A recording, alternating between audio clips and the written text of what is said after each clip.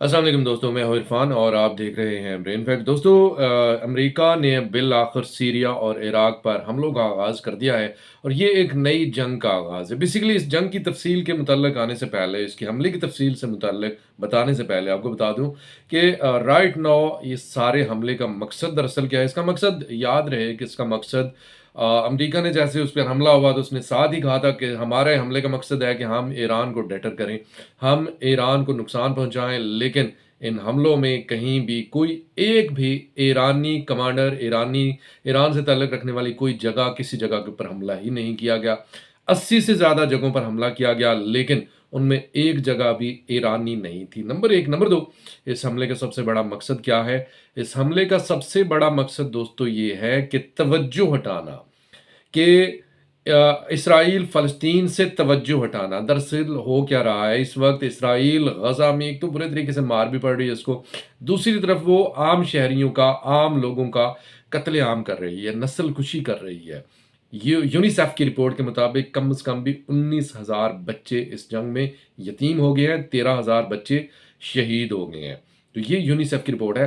तो ये हमले का मकसद क्या है? हमले का मकसद एक तो ये है। फिर इस हमले की तफसील बता दूँ आपको थोड़ी-सी, कि इसमें जो निशाना बनाया गया अंबर ऑपरेशन कमांड हेडक्वार्टर, जिसमें जो 13 खशद अल शाबी ब्रिगेड जो कि आईएसआईएस से जंग लड़ रही है, जिस आईएसआईएस से लड़ने के लिए अमेरिका यहाँ पर मौजूद है, ये जो ब्रिगेड है जिसका मैंने आपको ज़िक्र किया 13th खशद अल शाबी शाबी ब्रिगेड, ये दरअसल आईएसआईएस से फाइट कर रही है। इसके कमांड एंड हेडक्वार्टर जो है उस पर निशाना बनाया गया और इसके बेशुमार जो एसेट्स हैं उनको तबाह किया गया। तो इस्लामिक रेजिस्टेंस इराक ने जवाब में कार्रवाइयां भी की हैं, वो आपको बताने से पहले आपको बता दूं कि इसके जो सरबराह हैं, 13 खशद अल शाबी ब्रिगेड के जो सरबराह हैं, जाफर अल लबूदी उनका नाम है, उन्होंने क्या कहा है? उन्होंने कहा है कि हम बदला लेंगे। अमेरिका के लिए सिर्फ एक ही रास्ता है फेस सेविंग का। अगर अमेरिका फेस सेविंग करना चाहता है तो एक ही रास्ता है, और वो ये है कि इराक को छोड़कर निकल जाए अमेरिका। ये कहना है जाफर लबूदी का। अब कार्रवाइयों के ऊपर आते हैं। दो कार्रवाइयां, दो बड़े हमले किए हैं इस्लामिक रेजिस्टेंस इराक ने। इसके फौरन बाद सीरिया में कोनोको बेस है जो कि अमेरिकी बेस है, और जो कि एक ऑयल फील्ड है, बेसिकली कोनोको ऑयल फील्ड है, तो वहां पर अमेरिका की बेस है। तो उस बेस के ऊपर बहुत बड़ा हमला किया गया है और उस बेस को एक हिस्सा उसका तबाह कर दिया गया। नंबर एक। नंबर दो, देर अल जोर, ये एक सूबा है इराक का, जहां पर इस्लामिक रेजिस्टेंस इराक ने जो अमेरिका की बेस है एक और, उसके ऊपर हमला किया है। तो ये दो बड़े हमले किए हैं इस्लामिक रेजिस्टेंस इराक ने।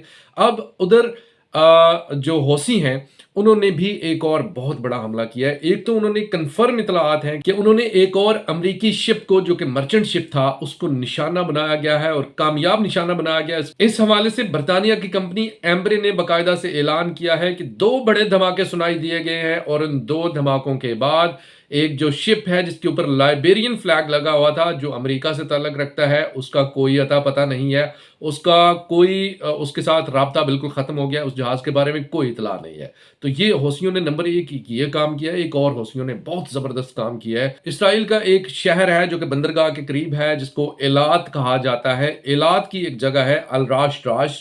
तो हौसियों ने उस जगह के ऊपर निशाना बनाया है बैलिस्टिक मिसाइलों से, और बहुत बड़ा हमला किया है। ये भी इस खतरे के बाद, हमले के बाद सायरन बज गए हैं और लोग बेहवास होकर, बदहवास होकर इधर से उधर भागना शुरू कर दिया लोगों ने।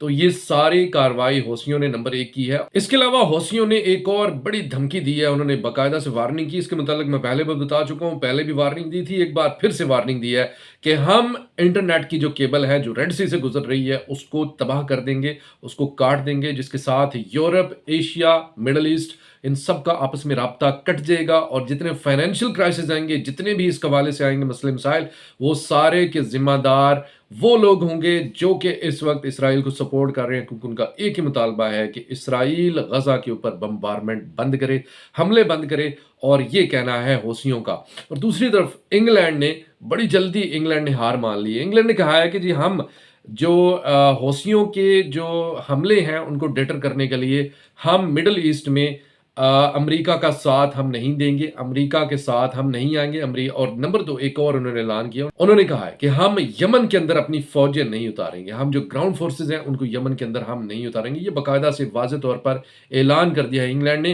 और याद रहे कि इस ऐलान के साथ एक और ऐलान भी जुड़ा और वो है फ़लस्तीन को तस्लीम करने का ऐलान। अब फ़लस्तीन को तस्लीम करने के हवाले से कुछ चीज़ें क्लियर हो रही हैं कि क्यों तस्लीम किया जा रहा है फ़लस्तीन को। और उसमें एक चीज़ मैंने आपको बताई थी कि आगे इलेक्शंस आ रहे हैं, और नंबर 2 एक और चीज़ जो है इसमें उसमें डेवलपमेंट हो रही है, वो ये है कि जो साउथ अफ्रीका है, दरअसल उसने ऐलान किया था कि मैं तुम्हें कोर्ट में लेके जाऊँगा। वो तमाम ममालिक जो कि जीनोसाइड में इसराइल की मदद कर रहे हैं, जो इसराइल को सपोर्ट कर रहे हैं, जिनमें अमेरिका, बरतानिया सरफ़हरिस्त हैं, वो तमाम ममालिक तैयार हो जाएँ जीनोसाइड में मदद करने के हवाले से आईसीजे का सामना करने के लिए वो तैयार हो जाएँ।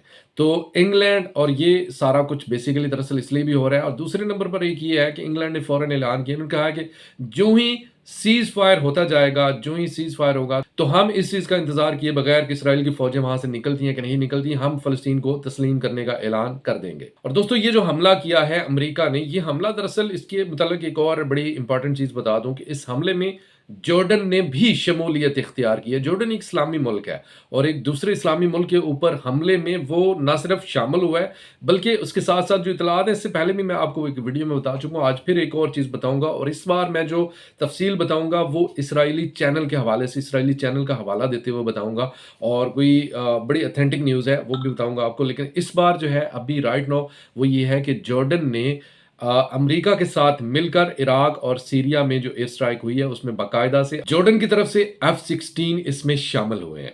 अब इस हमले के बाद दोस्तों एक खदशा बढ़ गया है। अब इस हमले के बाद जो 2-3 चीज़ें जो हैं वाज़ेह हो गई हैं। नंबर 1 ये है कि अमेरिका आईएसआईएस को सपोर्ट कर रहा है, क्योंकि उसने उन ठिकानों पर हमला किया है, उन अफ़वाज, उन फोर्सेस पर हमला किया है जो कि आईएसआईएस को डेटर कर रहे थे, उनको जवाब दे रहे थे, उनके साथ लड़ रहे थे। तो अमेरिका ने उनके ठिकानों को निशाना बनाया है। उससे आईएसआईएस जो है वो मज़ीद मज़बूत हुई है, और इत्तलात ये हैं कि आईएसआईएस ने पीएमएफ यानी पैरामिलिट्री फोर्सेस उनके ऊपर हमले करने शुरू कर भी दिए हैं, क्योंकि उनको पता चल गया है कि अब अमेरिका एक बार फिर से उनको ग्रीन सिग्नल दे दिया है कि अब तुम एक बार फिर से इसके ऊपर हमले। इस सारे का मकसद क्या है दोस्तों? इस सारे का मकसद ये है कि अमेरिका किसी तरीके से भी यहाँ पर बैठना चाहता है, अमेरिका किसी भी तरीके से यहाँ से निकलना नहीं चाहता।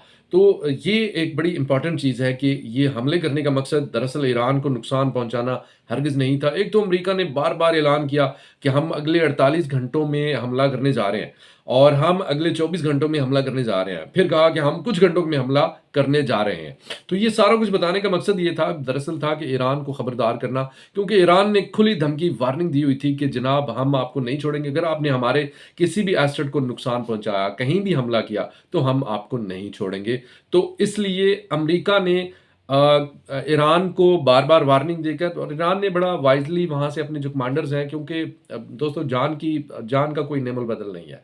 तो ईरान ने वहाँ से अपने कमांडर्स जो हैं वो हटा लिए आईआरजीसी के, और बड़े अहम जो अफ़सरान हैं उनको वहाँ से हटा लिया, क्योंकि इसराइल ने एक बार फिर से सीरिया पर हमला किया, जिसमें एक और ईरानी एडवाइज़र जो हैं वो शहीद हो गए। तो ये हमले जो हैं वो इसराइल और अमेरिका मिलकर उन लोगों के ऊपर कर रहे हैं जो कि दरअसल इस वक़्त आईएसआईएस से लड़ रहे हैं। इसराइल ने एक बार फिर उन्हीं लोगों के ऊपर हमला किया। इसराइल ने भी उन्हीं लोगों पर हमला किया जो कि आईएसआईएस से लड़ रहे थे।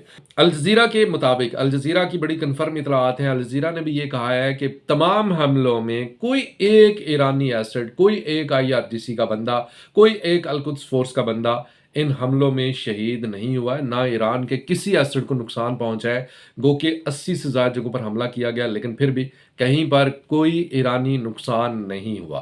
तो इन हमलों का मकसद दोस्तों सीरिया और इराक को टारगेट करना है। सीरिया और इराक को ये तंबीह करना है कि मेरे निकल जाने की बातें यहाँ से ना करो, वरना मैं इसी तरह से कार्रवाइयाँ जारी रखूंगा। और दोस्तों, अल कसाम ब्रिगेड के मुजाहिदीन ने एक और बहुत बड़ी कार्रवाई की है, तारीखी कार्रवाई की है, पॉइंट ब्लैंक रेंज से।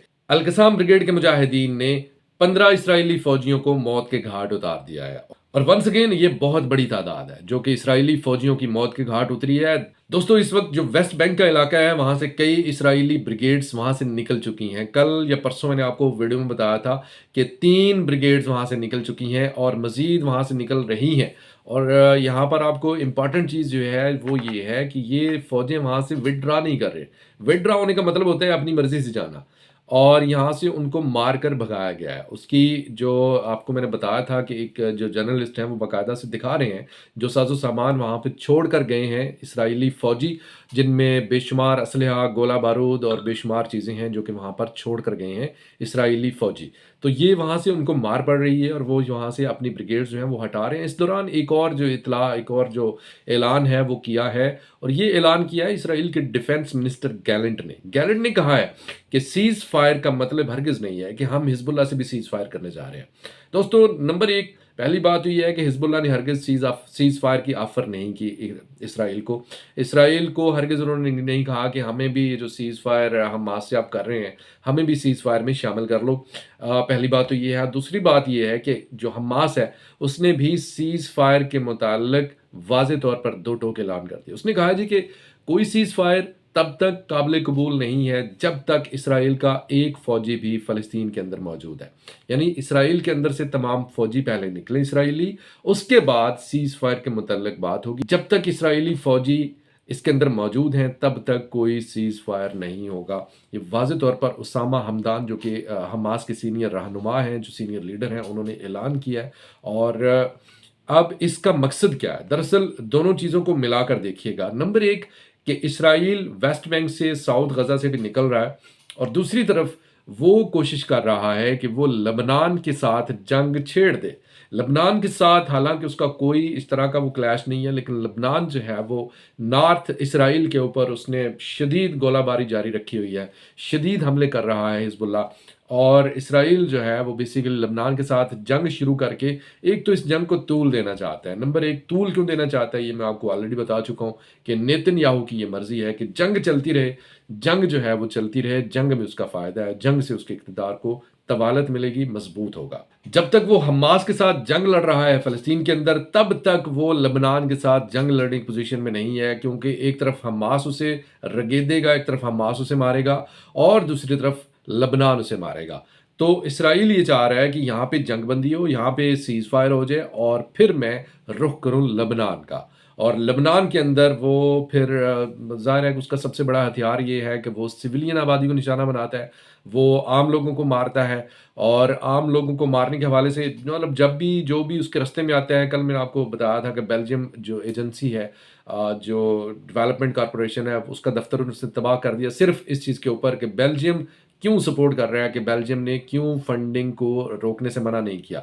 जो यूएनआरडब्ल्यू की फंडिंग है। अब इसके ऊपर एक और खबर आपको दे दूं, स्पेन ने भी, आपको बता चुका मैं आगे, स्पेन ने भी अपनी जो फंडिंग है उसमें बहुत बड़ा इजाफा कर दिया है। स्पेन ने 3 गुना बढ़ा दिया है, और गज़ा की रकम उसमें 300% बढ़ा दी है, और यूएनआरडब्ल्यू की जो फंडिंग है उसने 170%, 170% बढ़ा दिया है।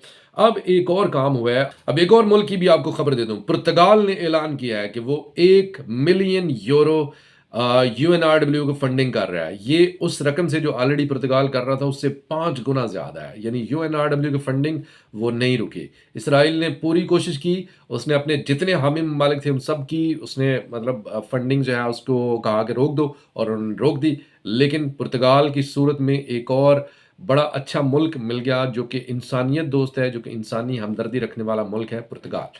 तो उसने अपनी फंडिंग 5 टाइम्स बढ़ा दी, 1 मिलियन यूरो उसने दे दिए यूएनआरडब्ल्यू को। अभी तक की अपडेट्स आपके साथ मैंने शेयर की। कमेंट सेक्शन में राय का इज़हार ज़रूर कीजिएगा। कल मैं हाज़िर नहीं हो सका, उसके लिए माज़रत, और कुछ ज़रूरी काम थे। तो एनीवेज़ ये सिलसिला जारी रहेगा। इरफान को इजाज़त, खुदा हाफ़िज़।